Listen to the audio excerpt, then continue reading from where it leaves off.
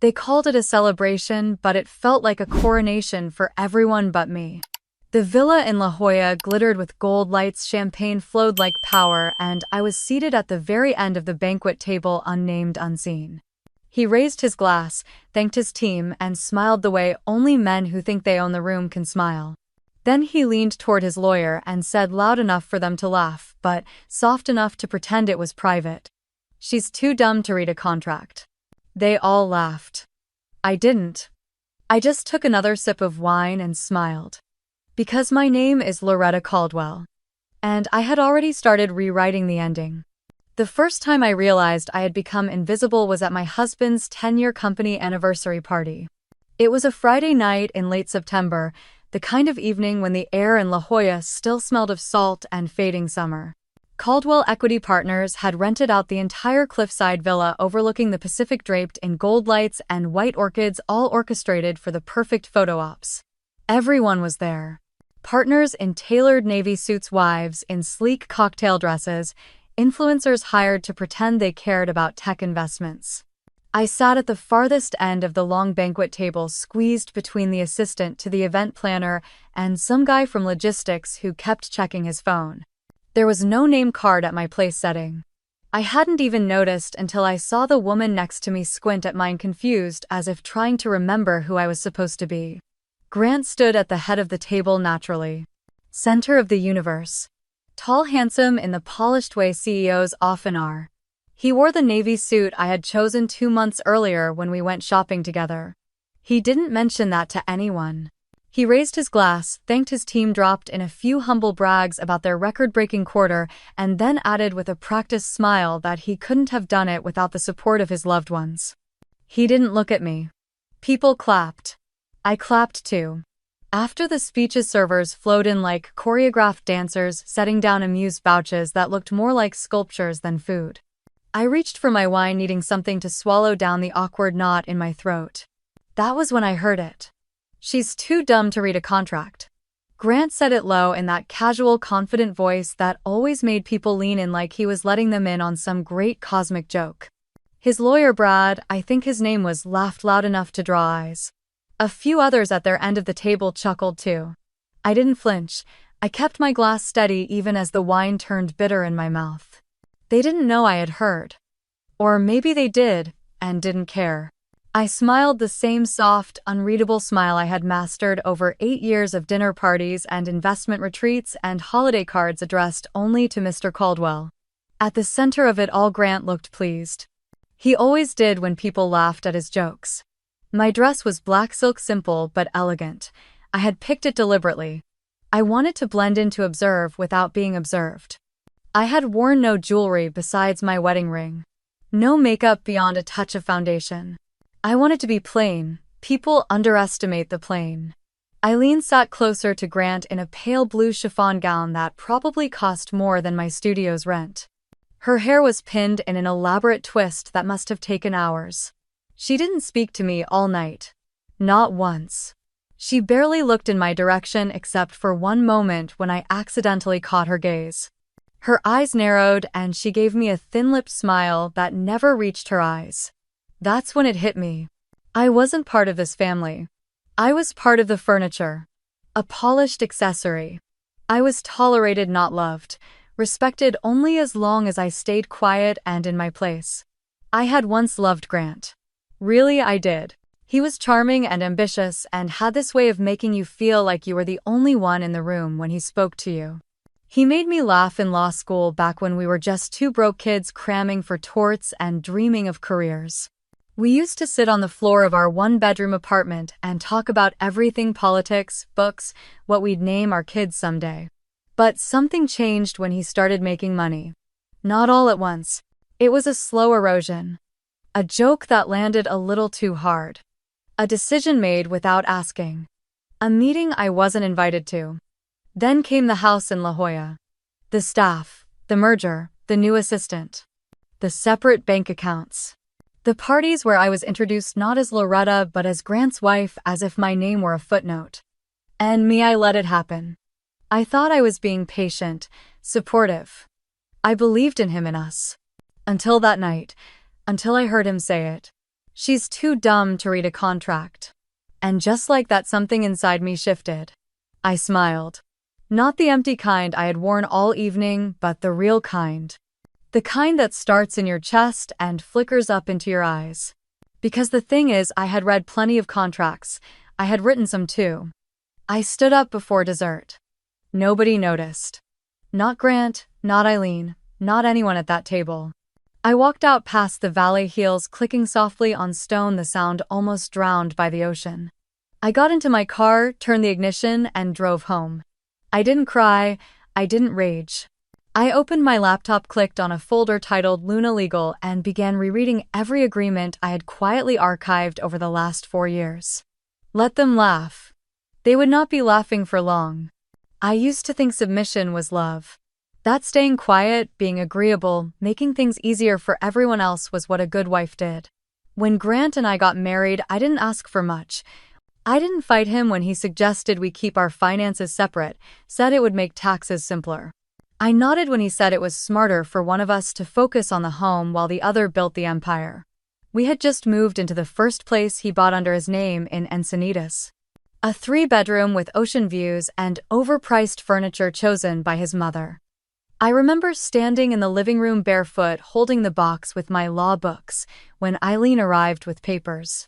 She came in like she owned the place, all pastel linen and stiff perfume, and handed me a stack clipped together with her signature red pen marks. Just something to make things cleaner down the line, she said. It was a waiver. A full renunciation of claim to any Caldwell family trust or real estate assets, even in the event of divorce or death. Grant wasn't there. He was at a conference in Denver. I remember texting him about the documents, unsure, and he replied with 3 words. Just sign it. Eileen brought her own lawyer. He wore a gray suit and didn't make eye contact with me as I sat at the kitchen island trying to read the dense legal language. I was 25, still clinging to the idea that love meant trusting even when things felt off. Eileen stood across from me, hands folded neatly. You don't need to understand every word, sweetheart. You just need to be loyal. I signed. It was the first time I betrayed myself. The years that followed were a quiet erosion. At first, I didn't notice how many small freedoms I gave up. I stopped checking our joint expenses because there was no joint account. I stopped asking about the trust because I wasn't part of it. I stopped painting for a while. I told myself we were building something, and that meant sacrifices. But the sacrifices were always mine. Grant traveled constantly. Europe, Asia, New York. I stayed behind. Eileen moved into the guest house after her hip surgery and never moved out. She filled our fridge with food I didn't like, hired staff without asking, invited her bridge friends to stay for days at a time. You have such a nice life, she would say, pouring herself tea like this was her kitchen. Most women would kill for what you have. What I had was a gilded box, beautiful, curated, and utterly locked from the inside. One morning I came downstairs and found Eileen sitting at the table reading one of my old sketchbooks. These are lovely, she said, without looking up. Hobby things, I suppose. She closed the book and slid it back across the table like it had no weight at all. Why don't you focus on charity events or starting a little garden? Something productive. I smiled and thanked her for the suggestion. That afternoon I bought a new tablet and began sketching again. Not for her. Not for Grant. For me. At night, when the house was quiet and the Pacific breeze slipped through the windows, I'd sit on the floor of my studio and draw. I created women with wings, broken clocks, silent cities made of glass. I built my own world in pixels and code, and I started saving. Every dollar from digital commissions went into a private crypto wallet I named Solstice. Every receipt, every email, every invoice I cataloged meticulously. It wasn't revenge. Not yet. It was survival. The tipping point came when Grant forgot our anniversary. I had cooked dinner. Nothing extravagant. Just lemon pasta and red wine, something simple we used to make in college. I wore the earrings he once said made me look like I knew something. He walked in, dropped his briefcase, kissed the top of my head, and asked if I'd seen his navy tie. I didn't say a word. He left again that night for a supposed dinner with investors in Los Angeles. I saw the hotel charge on the shared credit card 2 days later. The room was booked for two. I didn't confront him. I didn't cry. I created a folder on my desktop and named it Winterlight. I filled it with contracts, scanned copies, metadata, statements from hidden accounts. I started to understand what control looked like. It didn't look like shouting or bruises, it looked like silence. Isolation. The slow starving of someone's identity until they forgot who they used to be. Eileen still reminded me to be grateful. One afternoon, as she handed me a check to donate under my name to a charity of her choice, she smiled and said, "You don't need to know everything, Loretta. Just stay in your lane." That was when I knew I wasn't staying anywhere. I had given them enough.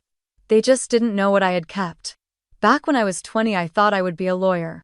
UC Berkeley had been my dream school since I was in high school. I remember the exact moment I got the acceptance email. I was in the kitchen with my mom and we both screamed like teenagers at a concert. She hugged me so tight I could barely breathe. She was a paralegal, had worked at the same firm in Oakland for nearly 20 years. She wanted more for me. I did too. My first year I devoured everything. Constitutional law, contract theory, case briefs. I had this stupid little ritual where I'd underline everything in blue and highlight in yellow. It made my books look like a war zone, but it helped me see patterns. Grant was a year ahead of me. He was cocky, brilliant in that annoying way, always answering questions before the professor even finished asking. We met during a student law panel. He was charming, then different. He said he liked the way I thought, said I asked better questions than the professors did. We started studying together, then dating. He talked about firms, about politics, about power. I talked about fairness and reform. He teased me for being idealistic. Somewhere in the middle of my second year, something shifted. I couldn't breathe in that building anymore. The lecture halls felt too tight, the air too dry. I started sketching in the margins of my notes. At first it was just to stay awake, then it became the only thing that kept me sane. I loved the way a blank page made no demands. I told my mom first. She was devastated but quiet about it. She nodded slowly and asked if I had a plan. I said I wanted to study design, maybe animation. Maybe something in digital media. I didn't really know, only that I didn't want to be like the people around me anymore. I told Grant next. He didn't take it well. "You're walking away from a future for what art? It's not just art, it's something I can build." Build what? A Pinterest board? That was the first time he looked at me like I was fragile. Not in the romantic way. In the disposable way. But I left. I took night classes at a community college in San Diego after we moved there for his first job. He never asked what I was studying.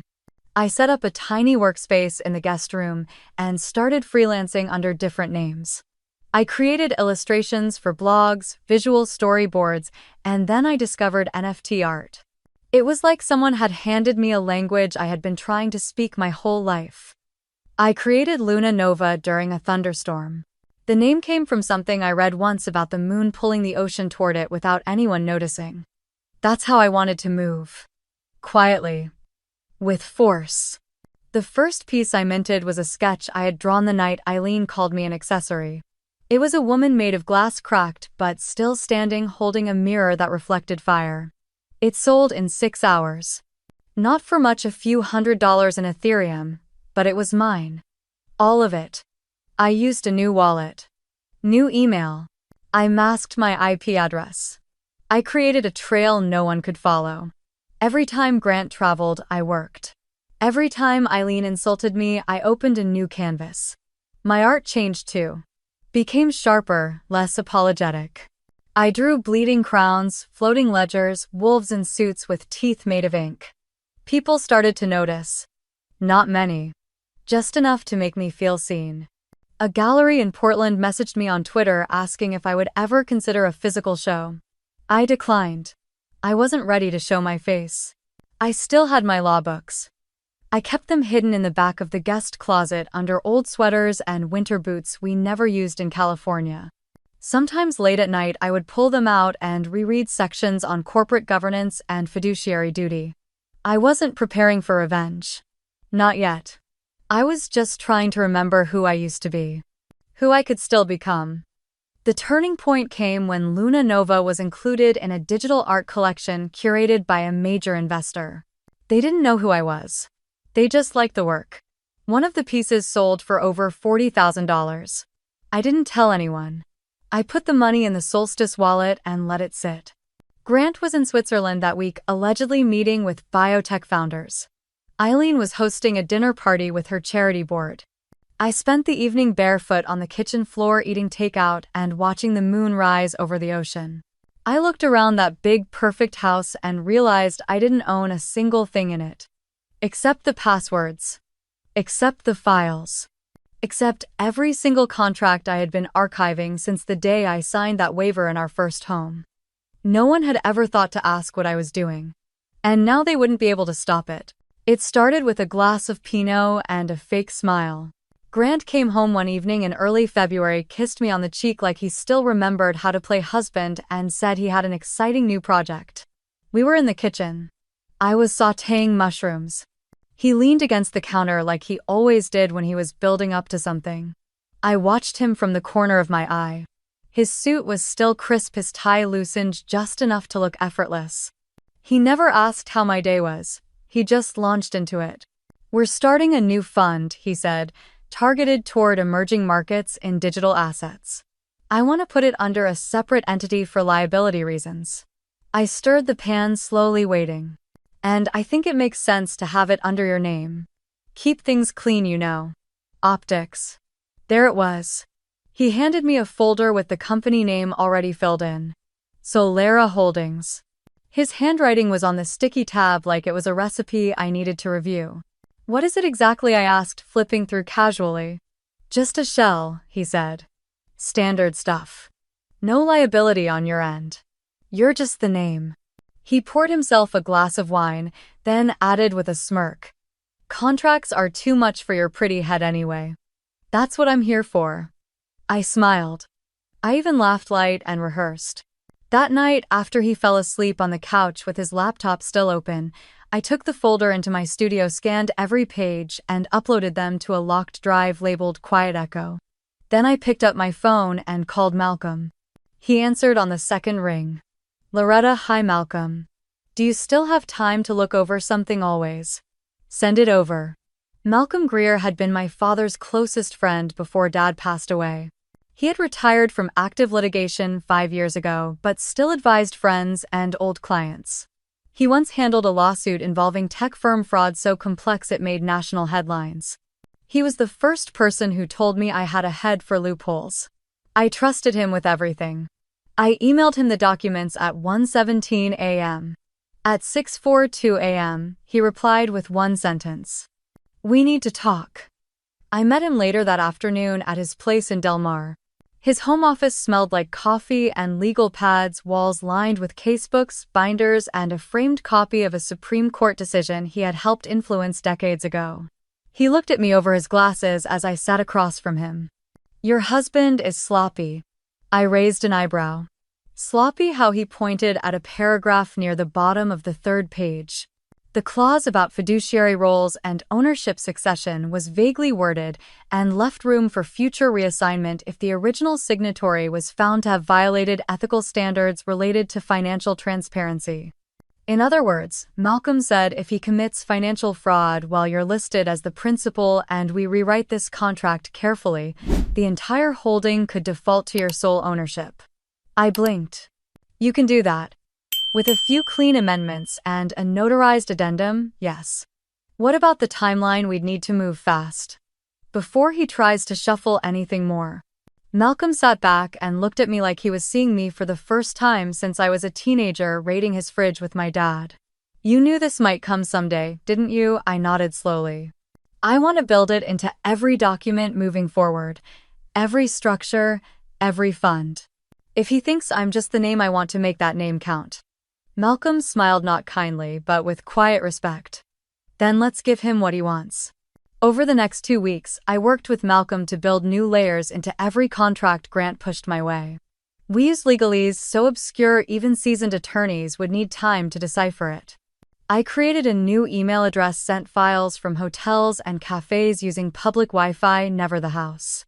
When Grant asked me to sign the official Solera Holdings charter, I did it with a kiss on his cheek and a joke about how I hoped I wouldn't be arrested for whatever he was up to. He laughed. Of course not, babe. You're just the signature. Later that night, I updated the file in Quiet Echo and added a note at the top. He just gave me his empire. He just doesn't know it yet. The first real piece of bait had been laid. The trap wasn't just open, it was inviting. I slept well that night for the first time in months. He was already gone when I woke up. Grant had left a note on the counter next to his protein shake bottle, scrawled in that confident, half-legible handwriting of his. Early meetings. Back late, don't wait up. I made coffee, slowly savoring the quiet, the rare stillness in a house that always felt like a showroom. I stood barefoot on the cold tile floor, watching the fog roll in over the La Jolla cliffs. And then I went to work. Not on a canvas, not on a new Luna Nova piece. That morning, I opened my Quiet Echo folder and reread the Solera contract line by line, memorizing every clause Malcolm had helped me weave into the text. There it was on page 8, buried in legalese. In the event of misconduct, including, but not limited to, undisclosed financial transfers, asset misrepresentation, or breach of fiduciary duty by any stakeholder under the parent entity, all assets held under the Solera Holdings entity shall be reverted to the managing partner as a sole controlling authority. That managing partner was me. I saved a clean PDF, backed it up on 2 encrypted drives, printed a hard copy, and slid it into a manila folder. Then I went upstairs and did my makeup. Full face. Hair styled, heels. The version of myself Grant liked to parade around. He was home by dinner, smelling faintly of cigar smoke and ego. We're hosting Friday, he said, tossing his jacket over a chair. Hosting what, investors? You'll be charming, right? I smiled, tilted my head. I'll wear the pearls. He laughed and kissed my forehead like I was a very obedient pet. That Friday, I played the part. I poured wine, complimented watches, laughed when people mocked NFTs like they hadn't just dropped 6 figures on pixelated animals. During dessert, Grant announced the launch of the Caldwell NFT Fund. We're building a legacy of digital permanence, he said, eyes gleaming. And none of it would be possible without the vision of my wife, Loretta. The applause came polite but genuine. I nodded graciously, lifted my glass. I caught Malcolm's eyes across the room. He was the only one not smiling. He just looked at me and gave the faintest nod. After the guests left, Grant pulled me close in the kitchen. You were perfect tonight. I laughed, leaning into his chest. I almost believed you meant that. He chuckled and poured himself a scotch. You make this all easier. You really do. I watched him drink, watched the way he turned away the second I stopped speaking. The next morning, I left a sketch pad out on the kitchen island. Just a casual thing. A doodle of a winged woman holding a flaming ledger. Grant passed by, glanced at it, and snorted. Still playing with those cartoons, I shrugged. Just clearing my head. He didn't ask what it meant. Over the next few weeks, I upped my performance. I asked dumb questions about compound interest. Forgot the passcode to our streaming account. Burned dinner on purpose. I let myself become the woman he already believed I was. At a fundraiser in Palm Springs, he introduced me to a hedge fund manager as the artist in the house. She doesn't touch the numbers. I laughed, resting my hand on his shoulder like a good trophy wife. They believed it. They always believed him. But behind every dinner party and business brunch, I was building something. A proposal.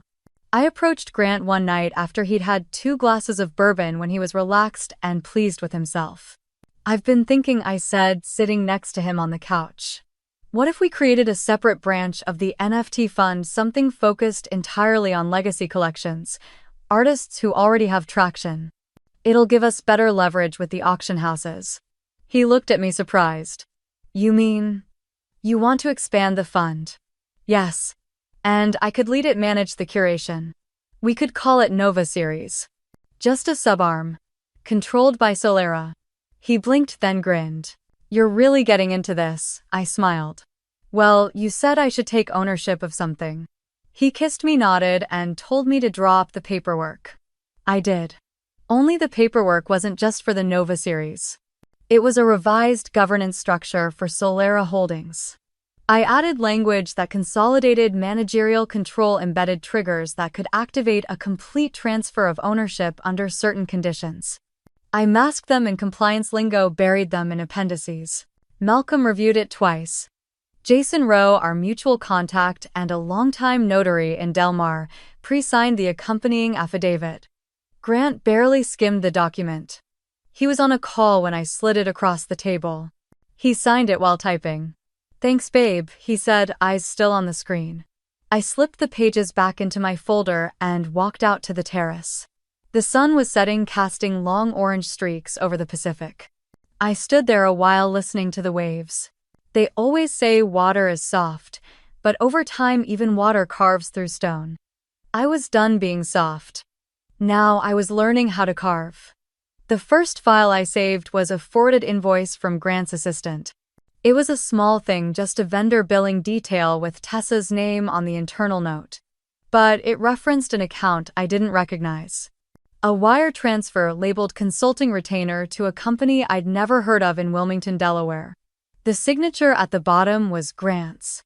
That was the day I started the folder named Static Rose. Every email, every invoice, every calendar entry I had access to went into that folder.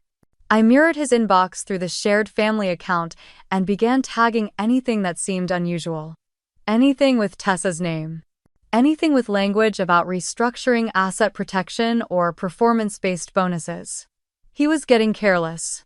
Or maybe he just assumed I was still too naive to notice. I bought a miniature recorder, the kind lawyers use for field interviews. I sewed it into the lining of my tote bag and carried it to meetings, brunches, even car rides. Grant took most of his business calls on speaker. He never thought I was listening. At dinner, he talked openly about a new holding account in the Caymans. "We're shielding exposure," he said, swirling his wine. "You wouldn't understand, but it's necessary." I nodded slowly, playing with my fork. "I'm sure you're right." The recorder caught everything. Dates, figures, bank names. One night, he even dictated numbers aloud for Tessa to copy down while I was upstairs. The next morning, I checked the hallway camera footage and pulled the audio from the kitchen. Crystal clear. Malcolm helped me cross-check the details. Some of the companies weren't real. Others were shells tied to offshore accounts. It was textbook asset laundering, sloppily veiled under advisory services and side project language. I didn't just collect it. I organized it. 3 copies of everything. One encrypted and stored in a cold wallet that never touched Wi-Fi. One saved to a hidden cloud drive under an alias I'd created years earlier when Luna Nova first launched. And one printed and stored in a sealed document box I deposited into a private safety vault at a Wells Fargo branch in Escondido under a business LLC I owned through Luna Nova. Every page numbered, every file logged. Control wasn't just about having information. It was about knowing how to deploy it. Meanwhile, I called Heather. She'd been my roommate during undergrad now, a freelance investigative journalist working on digital finance fraud stories for small publications in California. She'd always had a nose for contradictions and an obsession with paper trails. She answered on the second ring. "Lo, wow. Been a minute." I leaned against the kitchen counter, keeping my voice low. "I have something. Might be big. And I need help staying invisible." I laid it out piece by piece. Not the revenge part, just the data. The pseudonym. The NFT sales. The sudden interest in holding companies under my name. Heather didn't speak for a while. Then she whistled. "This is a story waiting to explode, but you don't want it out." "Not yet," I said. She agreed. "Give me time. I'll build a skeleton and keep it airtight. I'll only publish when you say go." I trusted her with access to metadata from my early Luna Nova drops.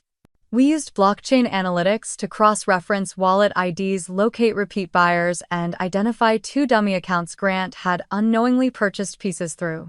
He was investing in Luna Nova art. He didn't even know it was mine. Heather traced the flow of tokens and started mapping the timing. Each time Grant transferred money into one of his shell companies, there was a corresponding buy on the NFT chain. He was laundering his own funds into my pocket without knowing it. I added those screenshots to Static Rose. I stopped asking where he was going when he left for meetings. I didn't need to. I already had his calendar access mirrored to my phone.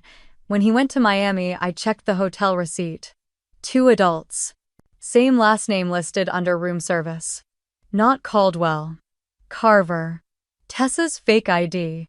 More screenshots. By now, Static Rose had grown into a full legal repository. Enough to indict someone for wire fraud, embezzlement, and perjury. I had it all. And no one suspected a thing. One evening, as we sat on the patio and Grant talked about buying a penthouse in Vancouver, I reached for my wine and asked gently, "Would you ever put anything under my name again?" He laughed. "No offense, babe, but you're too sweet to handle real ownership. You hate reading legal stuff." I smiled. "That's true. It always makes my head hurt." He leaned back satisfied. "That's why I take care of everything." The recorder hummed quietly in my tote beside the chair. I looked out over the ocean, the sky melting into burnt orange. The wind shifted slightly, cold and promising. I wasn't gathering anymore. I was arming. He brought the folder home like a prize, smug and humming as he walked through the door. "Big news, babe," Grant said, dropping it onto the kitchen island like it weighed 1,000 pounds of success. 49%. Caldwell NFT Fund. We've got a buyer. I looked up from my tea, blinking like I didn't already know. "That's huge. Who's the buyer?" Lintex Holdings. He pronounced it slowly, deliberately, like it was supposed to impress me. Delaware-based, clean history, lots of capital. Quiet money. I flipped the folder open, careful not to show recognition.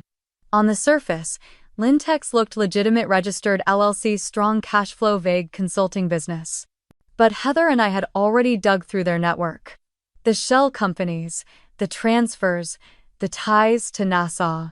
And most importantly, the payment authorization signed by Tessa Carver 3 months ago under a Lintex alias.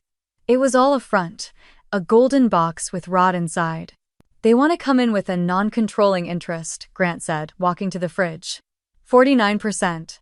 Just enough to get funding, not enough to touch operations. "And they want my signature, yeah. You're the managing partner, remember?" He chuckled. "You don't have to understand the terms, just need to look pretty and sign." I traced the edge of the folder. "And when would you like me to do that?"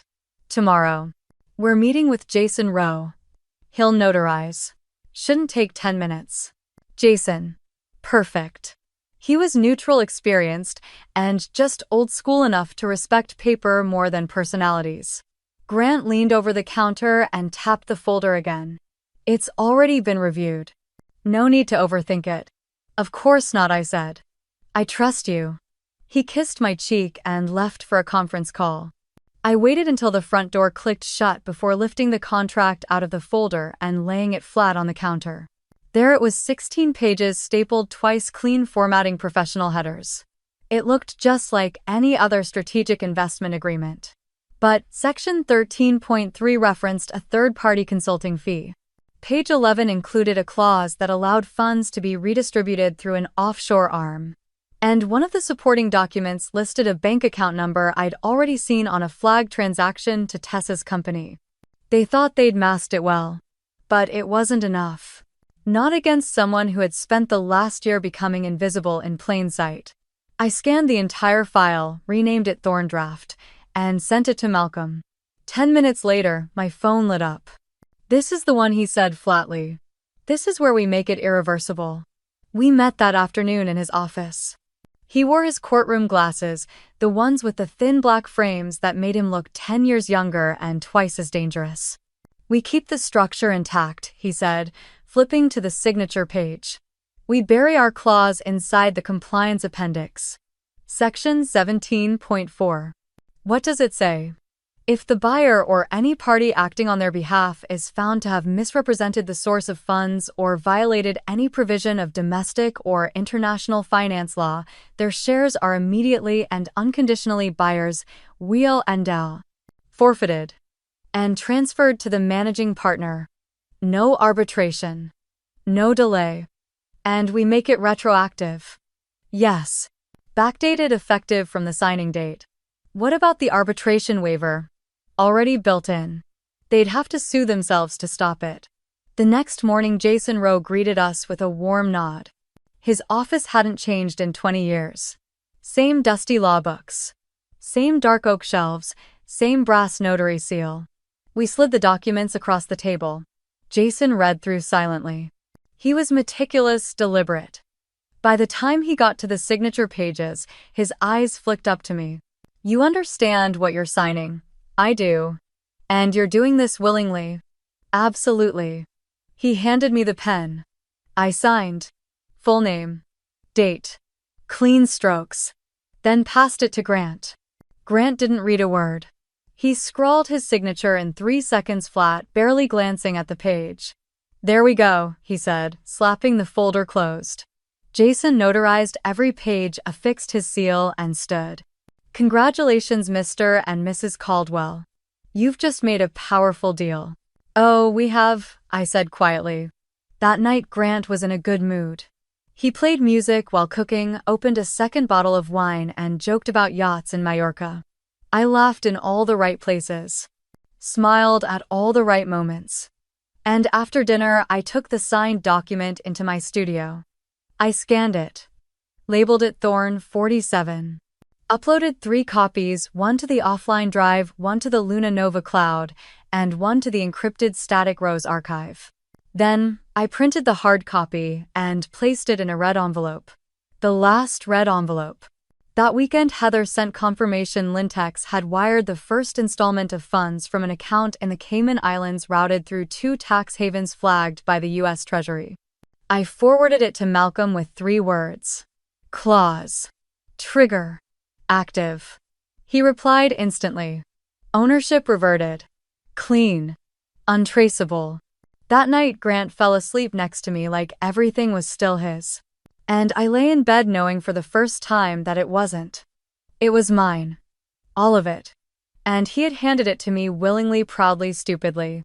Signed, sealed, delivered. By his own hand. It started with the sound of glass shattering.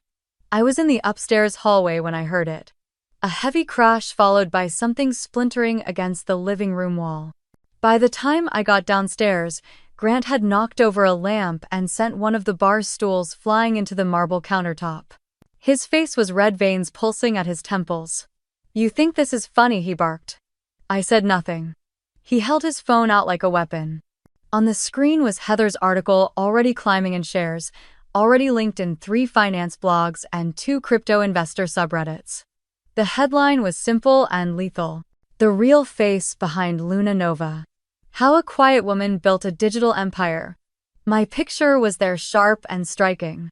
Not the passive wife they all remembered. Not the woman in pearls behind a silent husband. Just me in my studio, surrounded by pieces of my own creation. Grant slammed the phone on the table and grabbed the divorce papers he had already printed. We're doing this now, Loretta. You sign this today and we walk away clean. You get a payout, you keep your art, but you don't touch the fund. You don't touch my company. Your company. He pointed at the pages. Sign it, or I'll drag you in the media. I'll tell everyone you're a fraud. That you lied about Luna Nova, that you used my resources, my platform, to build your fantasy brand. You'll be ruined. I took the papers from his hand and flipped through them. Everything in his draft was slanted. Fast-track dissolution. Waiver of spousal claims. No contest to financial holdings. Complete confidentiality. You think I'm scared of headlines? I asked quietly. He narrowed his eyes. You think they won't eat you alive when I tell them what kind of wife you were? I met his stare. Let's go to court. He flinched like I had slapped him. You want to play this dirty? I smiled. Number. I want to play it legal. He stared at me for a long time, and for the first time in months he had no comeback. I turned and walked toward the kitchen, poured myself a glass of water, and sat at the table. The next morning, his mother showed up. Eileen Caldwell in her oversized sunglasses and cashmere coat stood at the doorway like she owned the foundation the house was built on. Loretta, she said sharply, we need to discuss the property. I let her in, offered her tea, and waited for the storm. This house was purchased by Grant. You've had your fun playing artist, but don't forget where the title deed lies. I stirred my tea calmly. I haven't. We intend to file a civil claim if you do not vacate within 30 days. I set the spoon down. You can try. But the deed was transferred to me 4 years ago as part of the restructuring of the Caldwell Trust. Signed by Grant. Notarized by Jason Rowe. Her face went pale. That was for tax purposes. That was symbolic. I opened a drawer and pulled out the original title documents. Unfortunately for you, symbolism holds up quite well in court when it comes with signatures and a stamp. She reached for the paper, but I slid it back. This house is mine, Eileen. And while I don't mind you visiting, I will ask you to use the doorbell next time. Her composure cracked. You ungrateful little parasite. I stood. You raised a man who believed a woman with a quiet voice had no claws. That's not my fault. She turned on her heel and stormed out, her heels clicking like gunshots against the marble. Later that night, Grant tried again. He came into my studio, holding a glass of whiskey, his tie loosened, voice low. Let's not drag this out. You'll get the headlines. But you and I both know where the real power is. I kept sketching, not looking at him. The real power is in who owns the narrative. He stepped closer. They're calling me a thief. A liar. I paused my pencil. You are both. He laughed bitterly. You think you're better than me now? I met his eyes. Number, I think I always was. You just didn't notice. He left without another word. By morning, Heather's article had reached national syndication. Luna Nova trended on Twitter. Artnet requested an exclusive. CNBC wanted to profile the invisible woman behind digital success. Grant's lawyer called that afternoon. I answered on speaker, sitting beside Malcolm. We'd like to resolve this quietly, he said. Mr. Caldwell is open to discussion. I'm open to court, I said. There was a pause. You're making a spectacle. Number, I'm giving one. He wrote the script. I just added a twist. We ended the call. The game was no longer hidden, now it was war. And I had already claimed the first victory. They walked into the courtroom like it was a theater performance they had already cast themselves in. Grant in a tailored gray suit, smiling like he was doing the world a favor by showing up. Tessa in a sleek cream blouse and designer heels seated quietly at his side like a well-trained shadow. And Eileen, of course, in navy silk and pearl earrings, her chin-high eyes scanning the room like it smelled offensive. I wore a black coat over a simple dress and took my seat at the plaintiff's table, quiet, unnoticed, exactly as I wanted to be. The bailiff called order. The judge entered. The case number was read aloud. Caldwell versus Caldwell. Grant leaned over to whisper something to his attorney, then smirked. When the judge asked if either party would like to make an opening statement, Grant's lawyer stood first. Your Honor, this is a straightforward divorce proceeding. My client, Mr. Grant Caldwell, is prepared to honor a reasonable settlement. However, we find it regrettable that the opposing party is attempting to complicate this process by conflating personal insecurity with legal claims. He glanced in my direction and smiled tightly. We also find it unusual that someone with no formal business training or legal expertise would insist on contesting contracts that she likely did not fully understand. Grant chuckled audibly, loud enough to turn heads. She's too dumb to read a contract, he said, laughing to himself. A few people in the gallery murmured. I kept my face neutral. The judge lifted a brow. Mr. Caldwell, I advise you to remain silent unless asked to speak. Grant raised his hands mockingly and leaned back. Of course. My apologies. When my turn came, I stood slowly, gathered my notes, and walked to the front. I didn't look at Grant. I didn't have to. Your Honor, I have evidence to submit to the court. Documents that pertain to ownership, financial transfers, and the legality of key contracts referenced in this case. Permission granted, the judge said. I handed a USB to the court clerk, who plugged it into the screen system. The monitors lit up. The first slide notarized scans of the Lintex partnership agreement. Then the amendments. Highlighted in yellow was Section 17.4, the clause Malcolm and I had buried. The one that shifted everything. The gallery leaned forward. Next slide, wire transfer receipts from the Lintex account in the Cayman Islands. Dated 3 days before the signing. Labeled consulting fees. Link to Tessa Carver. Then offshore account screenshots. Financial trails from Caldwell Equity into dummy firms. I spoke calmly. These are confirmed transactions routed through international tax havens by entities associated with Mr. Caldwell and Miss Carver. The next slide, emails. Screenshots of internal memos messages Grant sent from our home office. I read aloud. Don't worry, she never reads this stuff. She just signs. She doesn't even know the shell exists. Gasps. Then came the contract for the house. The title deed. Signed and transferred 4 years ago. Stamped by Jason Rowe. Then the art licensing documents. Proof that Luna Nova had operated as an LLC under my name for 5 years. That I had filed independent taxes, owned the digital rights, and received no funds from Grant's company. Then the full clause list every legal trigger Grant had ignored. Each time I clicked, another line of defense fell. I turned to the judge. Your Honor, Mr. Caldwell's team asserts that I did not understand the contracts I signed. The irony is that Mr. Caldwell didn't understand the ones he signed. Grant sat frozen. Tessa clutched her handbag like it could shield her. Grant's lawyer stood. We request a recess. Denied, the judge said, leaning forward. Do you have a response to this evidence? The lawyer stammered. We were not aware of these documents. The judge looked unimpressed. Then perhaps you should have read the contracts. I turned slightly toward Grant. You said I was too dumb to read a contract. My voice didn't rise. I didn't need to shout. But I didn't need to read yours. Because I wrote mine. Grant's face was pale, his hands clenched on the edge of the table. The courtroom was silent except for the soft clicking of the monitors as the last slide loaded. Heather's article blown up on the screen, titled in bold. The woman who outmaneuvered a millionaire. The judge tapped his pen. We will reconvene this afternoon to continue reviewing the full documentation. This court takes allegations of financial fraud and asset misrepresentation seriously. He banged the gavel.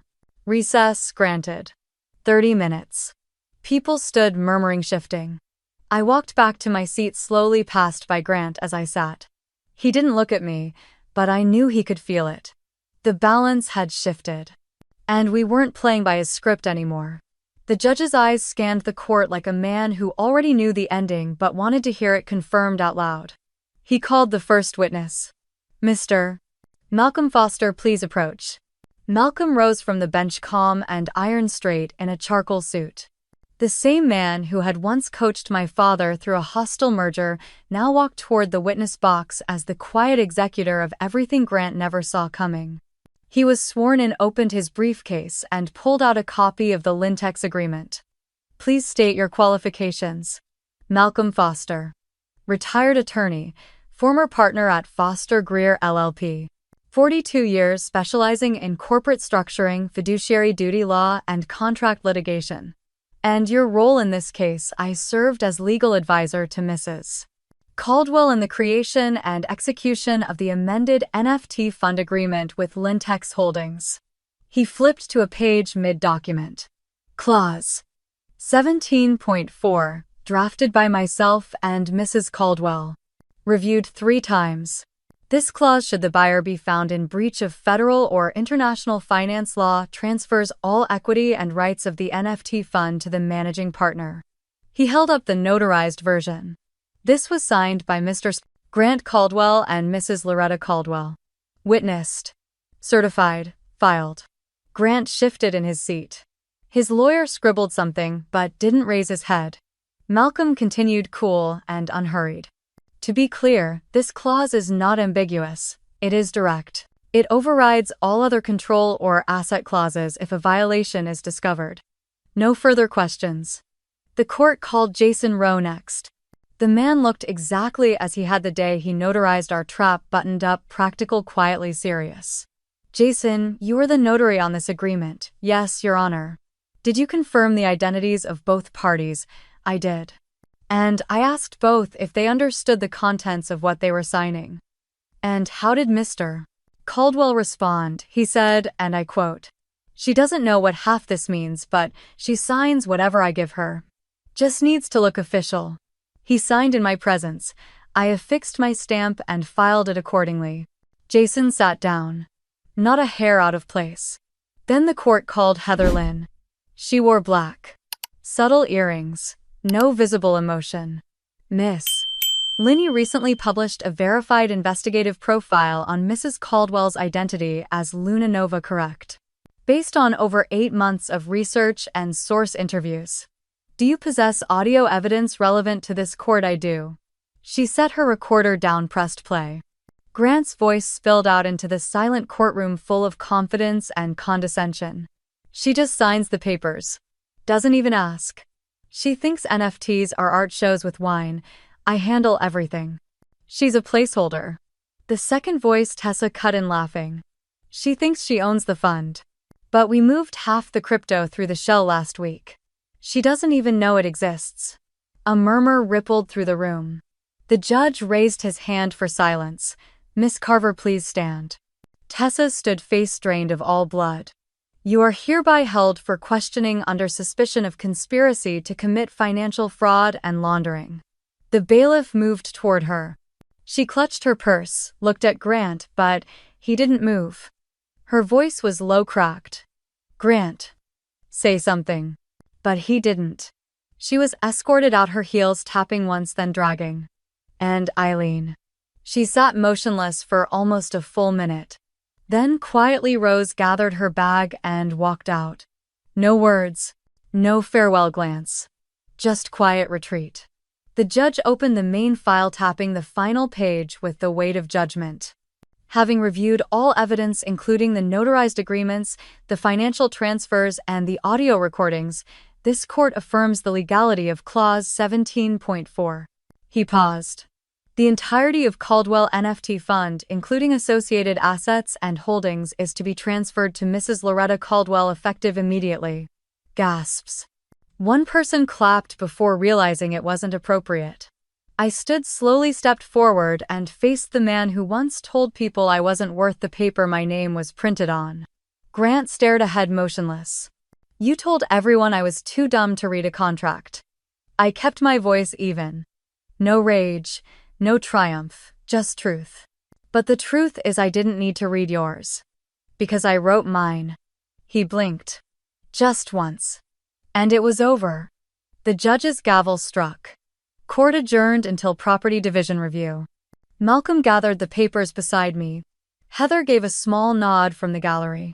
I walked out of that courtroom without looking back. Not because I didn't care, but because everything I needed to say had already been signed, sealed, and witnessed. And now the story they tried to write for me was just ash on the floor. The court ruling spread faster than I expected. Within 48 hours, Grant's business accounts were locked.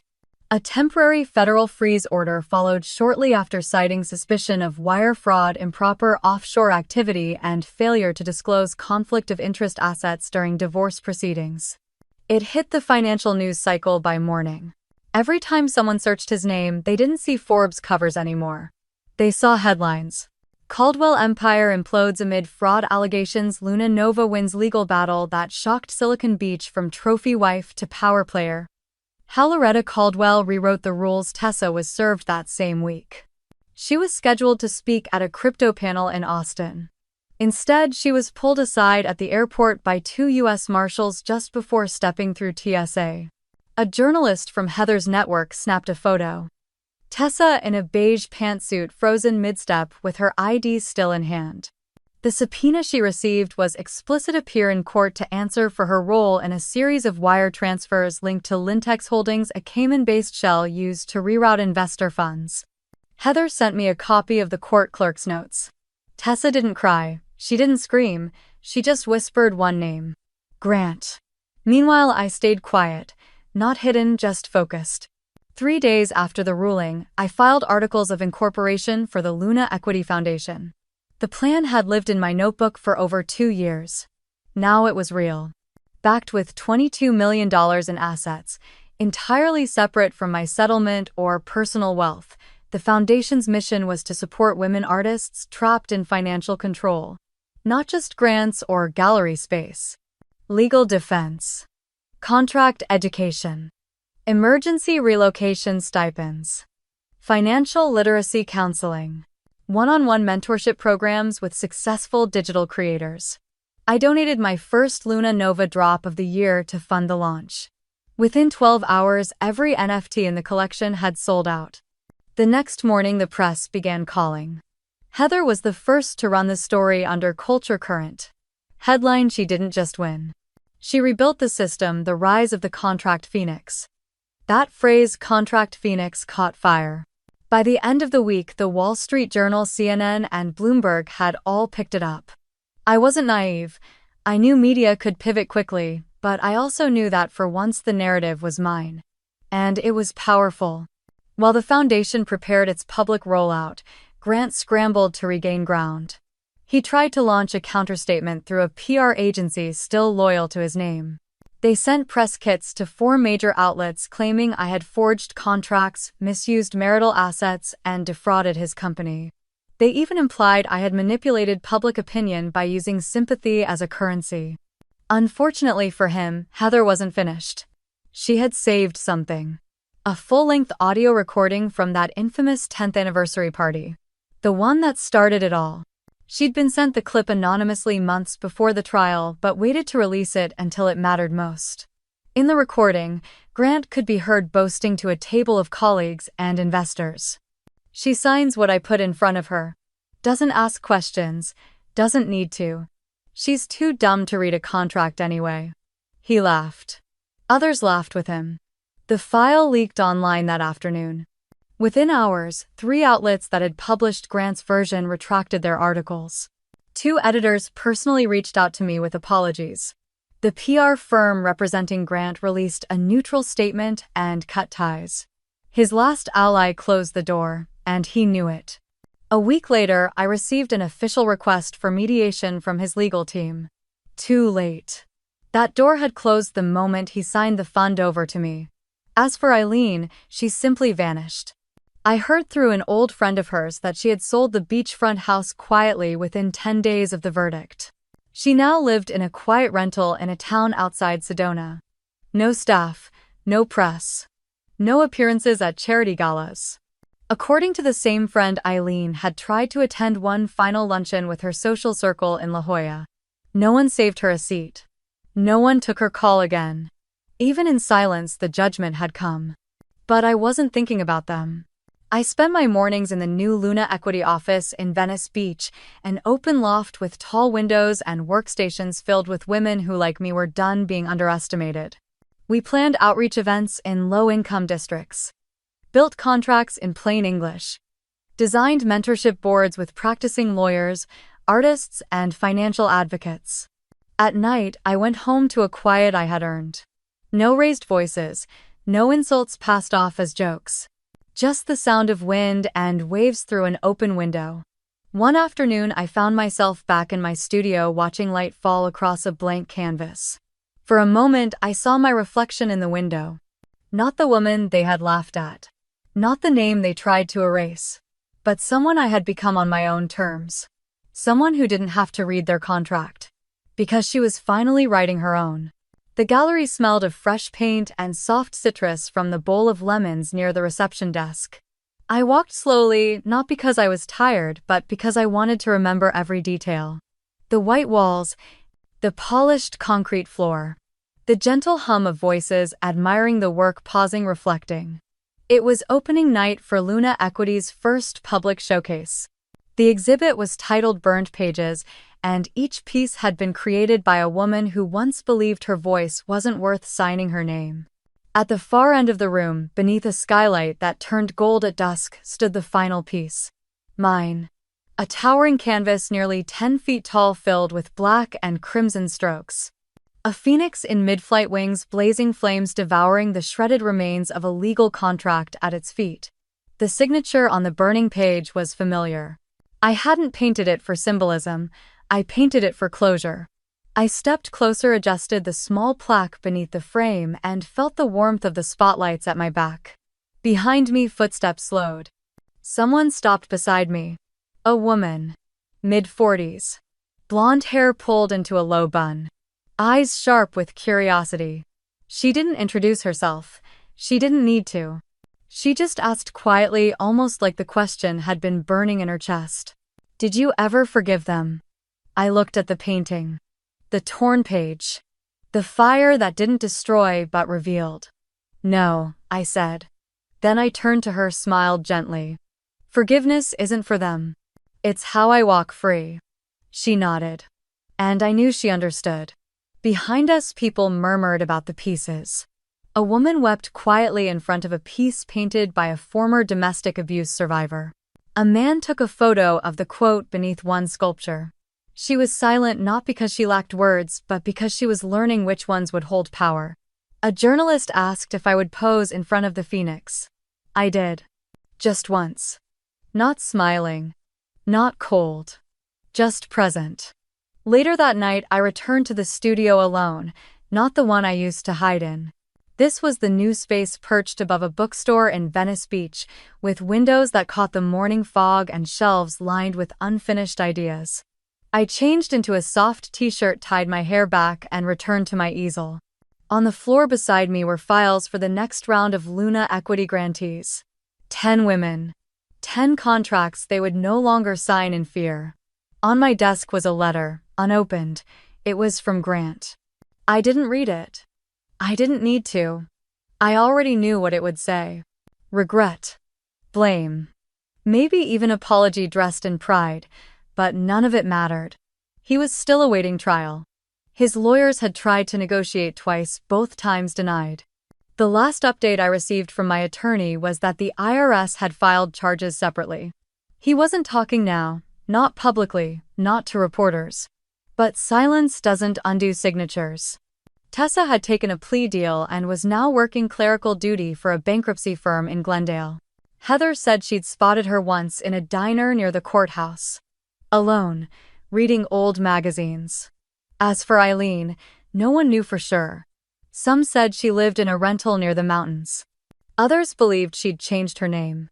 She hadn't tried to contact me. I imagined she wouldn't. I didn't wish her harm.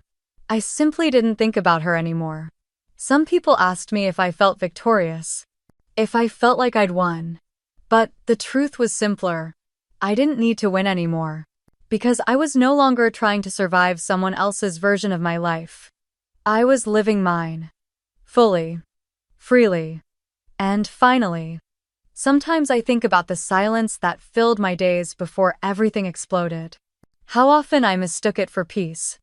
How long I spent convincing myself I was lucky to be chosen even if I was never heard. But not anymore. Now when I speak, I hear my own voice. Not begging. Not defending. Just truth. And that's enough. If you've ever been underestimated just because you were quiet or dismissed because you didn't fight loud enough, I see you. Your silence didn't mean weakness. It meant you were watching. Listening. And maybe like me, you were simply waiting for the moment you'd rise. Now it's your turn. Tell your story. I'd love to hear it.